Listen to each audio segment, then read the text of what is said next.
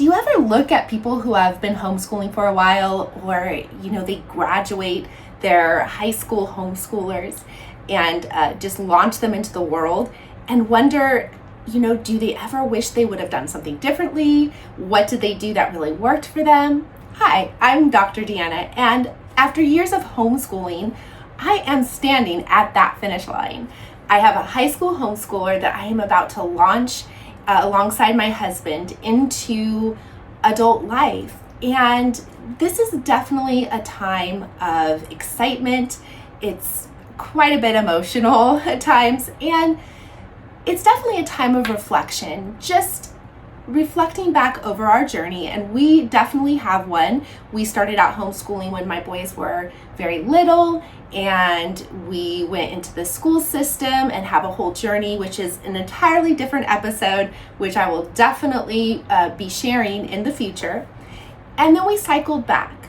And so this is a time of reflection for me, not only about that journey, but about the things that worked, about the things that we changed along the way, and the things that I wish I would have done differently, which is completely part of the whole experience. Nobody gets out of parenting, not just homeschool, without having those things that they would have done differently, right? So today I'm going to spill the tea on what I would have done differently. But first, I'm going to share with you a little bit about what actually worked, what I was super excited about, and then go into what I would have changed and done differently. Let's dive in. So the number one thing that I am very happy with that we did is we reverse engineered his education. We ended up doing a very eclectic approach in order to achieve that. And that meant doing classes that covered certain criteria in order to make sure that the career path that he wanted to take, he was prepared for those next steps. Now, of course, when you're dealing with littles, or even when you're dealing with middle school and high school, those plans do shift, or they may not really know. And that can just be a bit of understanding their interests and finding ways to nurture that, which I'll get to a little bit later. But in any case, it did shift for us at times, and it was going with the ebbs and the flows of that, and that made it more interesting. But in retrospect, that was something that worked really, really great. We reverse engineered his education, making sure that we were preparing him for the path that he wanted to take and the things that interested him, all the while giving him the foundational skills that he needed to be successful. Another thing that worked really, really well for us was focusing on honoring the strengths and skills that my child had or has, and really, like I said before, nurturing those and giving some light to those areas of strength. Of course, we want to work on areas of challenge, and we definitely want our children to be ready to go into the world. But at the same time, nurturing those skills, it was an amazing thing. And I honestly don't think we would be where we are today if I hadn't had the personal opportunity to nurture those things in my child, because it wasn't going to happen in the school system. Even with the best of settings, even with, a smaller class size, it's just really, it wasn't built to nurture that. And, he's developed entrepreneurial skills. He's developed construction and hands-on skills that are going to translate really well into his chosen career path of cinematography. And so it's just really exciting to look back over the years and see how those skills developed and how we nurtured them along the way. So that is definitely a 2 thumbs up for us. The next thing that worked really well for us was giving him an opportunity to participate in activities. They were mostly self-selected. In fact, I would say probably 2/3 to 3/4 of them were self-selected. They were things that he showed an interest in. He wanted to play soccer.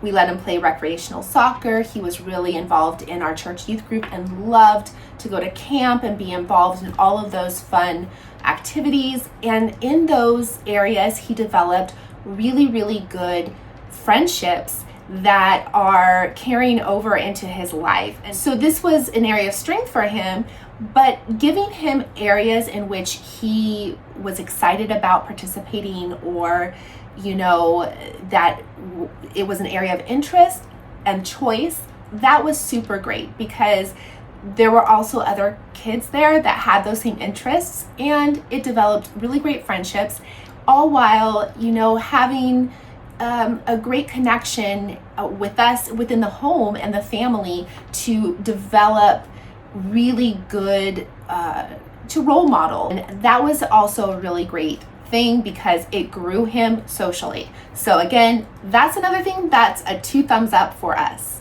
Now we're going to jump into some of the stuff that I would have done differently. Now, this is not all encompassing. There are obviously other things. I definitely had my tough days, my difficult days, and we had our absolutely most rewarding days. But trust me, not every day was rewarding, and not every experience was rewarding. We definitely did have our share of difficult days. But these are things that, if I were to go back and do it over again, I would have handled it differently from the beginning. And in most of these cases, we were able to make shifts that changed it and set us on the right path. So I also want to give that grain of hope and information that if you find something's not working, one of the best things that you can do is to reflect, regroup, and try something new. It's okay. They're going to be fine.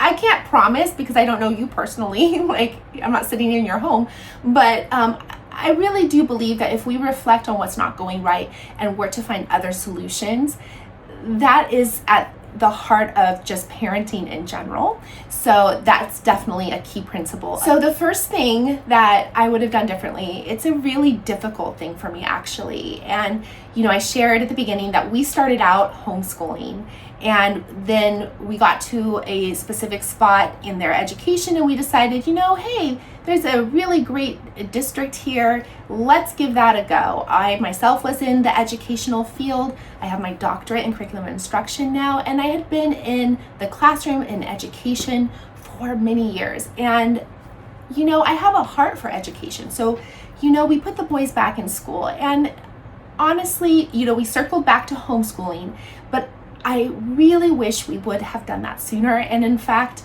if I could truly share my heart, I would say that I wish that we never had really left the homeschooling environment.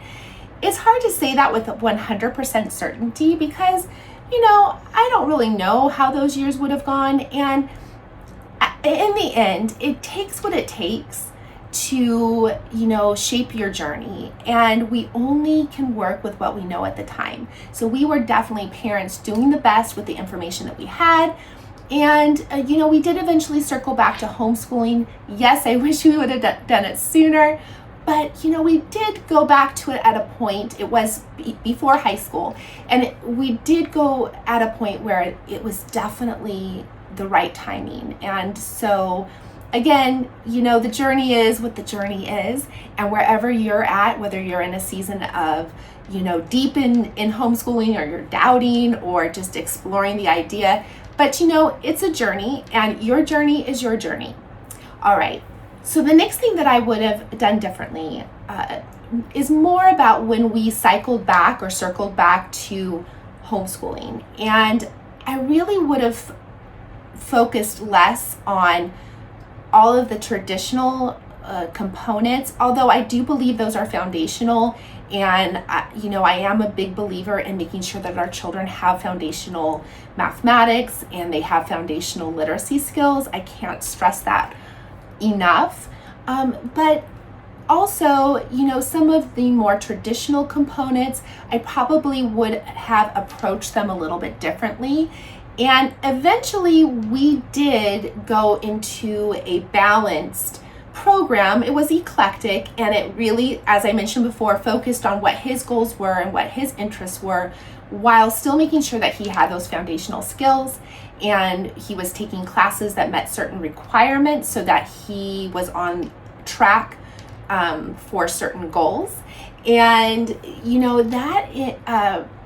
that ended up being a great path, because when we did that eclectic model, which if you're not familiar with eclectic homeschooling, that means you take components of different methods and you put them together. And we had some traditional components and classical, definitely with the languages, definitely with our faith-based values, but we also did 2 days a week, as long as he was keeping up with his requirements for those classes.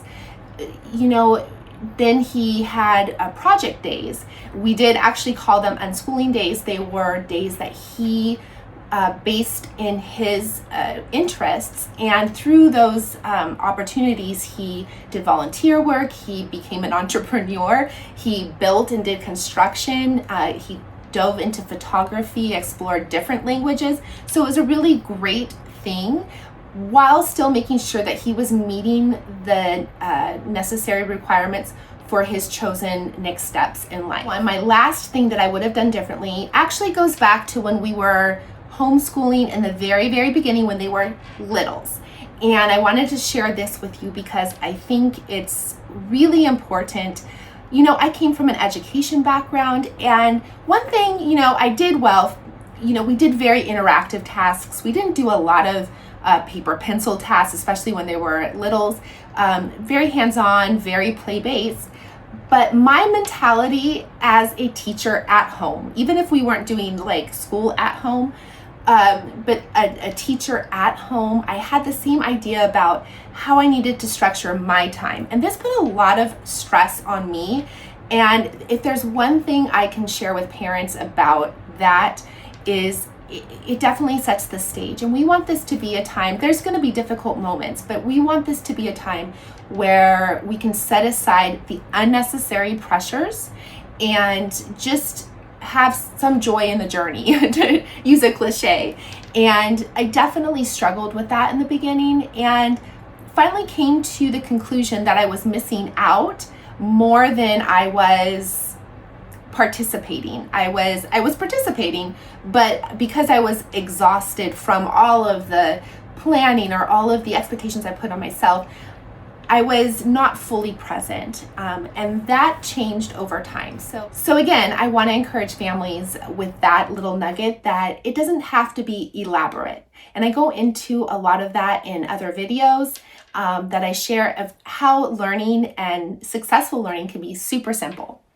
All right, well, thank you so much for being here. I am so thankful for each and every person that I get to share with right here on You Can Teach Your Child to Read. I know this was more homeschool focused, and I have definitely parents who are, not homeschoolers, or maybe they're curious and exploring that option, and that's great too. You are completely welcome here.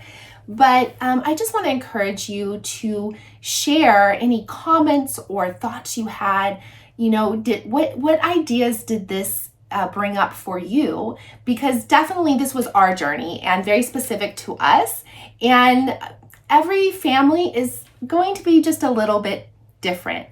And I encourage you to go ahead, and if you really enjoyed this video, to subscribe, because there's definitely more where this came from.